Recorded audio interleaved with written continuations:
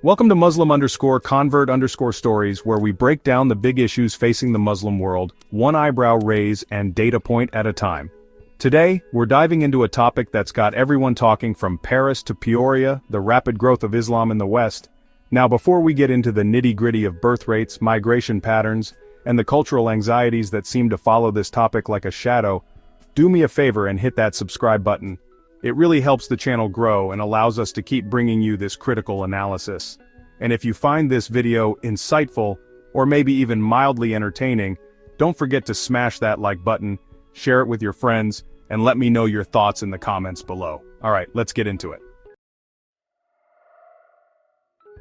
Let's kick things off with France, a country with a long and complex relationship with Islam. Right now there are about 9 million Muslims in France, making up roughly 13% of the population. That's like the entire population of New York City, but with better bread. Now this growth isn't some big mystery. It's largely driven by immigration, particularly from former French colonies like Algeria and Morocco. These folks came seeking better opportunities and they brought their faith and culture with them. But here's the thing, it's not just immigration. Muslim families in France on average tend to have more children than their non-Muslim counterparts. And before anyone jumps to conclusions, it's not some grand scheme to outbreed anyone.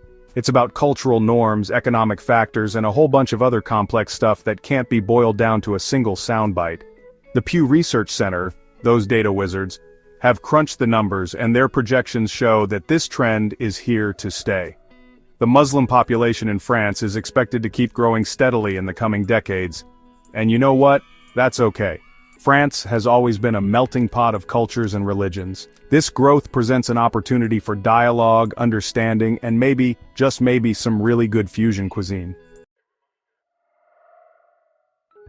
Next up, we're hopping across the channel to the United Kingdom, a nation built on immigration, and let's be honest, a good cup of tea. Now, Muslims make up about 4.6% of the UK's population. That's roughly 3.3 million people, or enough to fill Wembley Stadium over 37 times. Now, the UK has its own unique story when it comes to Islam. It's a story that goes back centuries with influences from South Asia, the Middle East, and beyond. But in recent decades, immigration has, once again, been the main driver of growth, with folks coming from places like Pakistan, Bangladesh, and Somalia.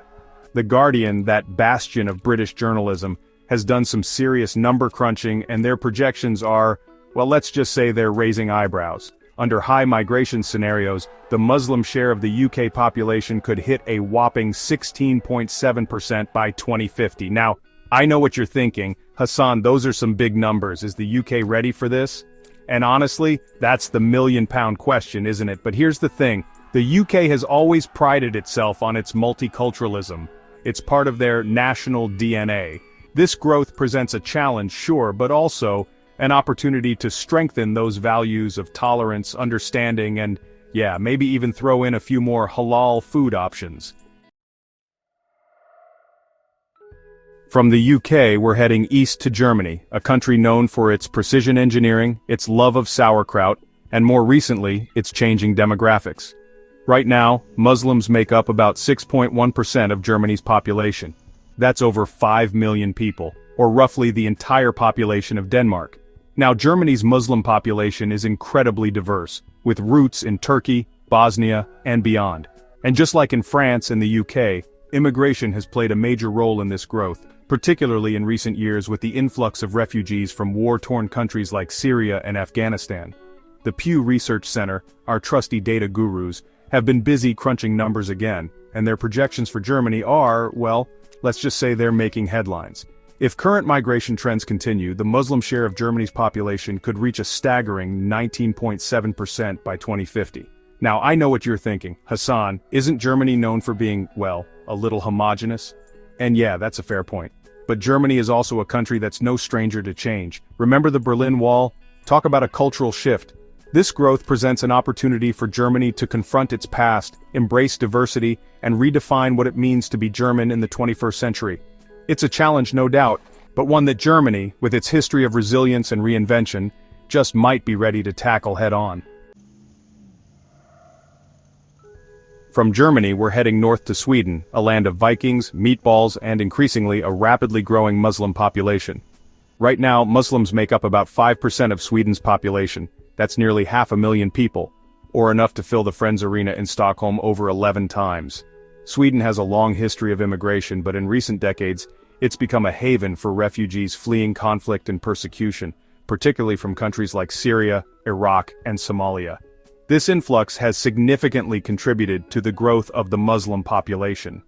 Now Wikipedia, yes, that Wikipedia cites projections that under high migration scenarios, the Muslim share of Sweden's population could reach a jaw-dropping 30.6% by 2050. That's right, nearly 1 in 3 Swedes could be Muslim by mid-century. Now I know what you're thinking.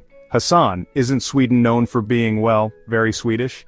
And yeah, there's a certain image of Sweden that comes to mind: blonde hair, blue eyes, and a whole lot of ABBA. But Sweden, like many countries in Europe, is grappling with its identity in a rapidly changing world. This growth presents an opportunity for Sweden to redefine what it means to be Swedish in the 21st century, to embrace diversity, and to build a more inclusive society. It's a challenge, to be sure, but one that Sweden, with its tradition of social progressiveness, just might be uniquely positioned to meet. From Sweden, we're hopping over to Norway, a country known for its stunning fjords, its love of black coffee, and increasingly, its growing Muslim community. Right now, Muslims make up about 3% of Norway's population. That's roughly 155,000 people, or enough to fill the Oslo Opera House over 30 times. Now, Norway's Muslim population is relatively small compared to some of the other countries we've looked at, but it's growing steadily. Immigration, particularly from countries like Pakistan, Somalia, and Iraq, has been the main driver of this growth. Projections suggest that under high migration scenarios, the Muslim share of Norway's population could reach 17% by 2050. That's a significant jump, and it's sure to spark some important conversations about integration, identity, and the future of Norwegian society. Now, I know what you're thinking. Hassan, isn't Norway known for being, well, very Norwegian? And yeah, there's a certain image of Norway that comes to mind: tall, blonde people skiing through snow-covered forests. But Norway, like many countries in Europe, is experiencing a demographic shift, and this growth presents an opportunity for Norway to embrace its multicultural future. It's a chance to challenge stereotypes, build bridges of understanding, and create a more inclusive society for all Norwegians. Finally, let's head across the pond to the United States, a country built on immigration, religious freedom, and of course, supersized everything. Right now, Muslims make up about 0.9% of the US population. That's about 3.45 million people, or roughly the entire population of Connecticut. Now, the US has a long and complex relationship with Islam, one that's been shaped by both cooperation and conflict. But despite the challenges, the Muslim community in the US has thrived, contributing to all aspects of American life. The Pew Research Center, our trusty data crunchers, project that the Muslim share of the US population is expected to rise to 2.1% by 2050, surpassing the Jewish population. That's right, folks, by mid-century, there could be more Muslims in the US than Jews. Now, I know what you're thinking. Hassan, isn't America already a melting pot? And yeah, that's the whole point, right? The US prides itself on being a nation of immigrants, a place where people from all walks of life can come together and pursue the American dream.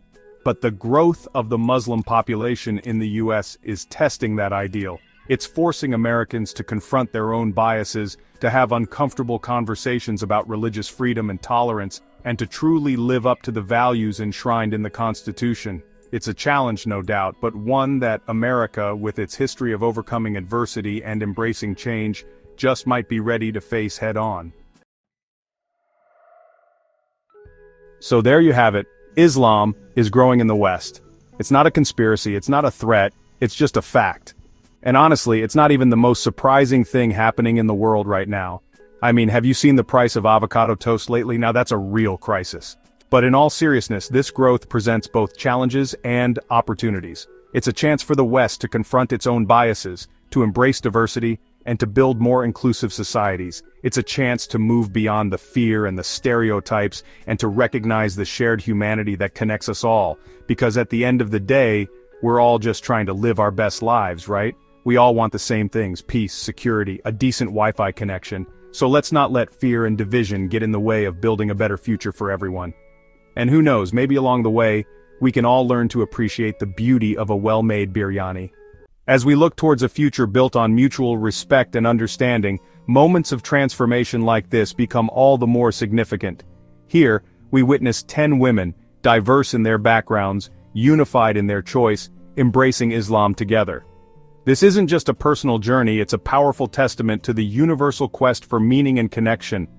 Visuals: 10 women standing together, hands over their hearts, reciting the Shahada. The background shows a serene, sunlit garden, symbolizing peace and new beginnings. Close-up shots of their faces reflect emotions of peace, joy, and contemplation.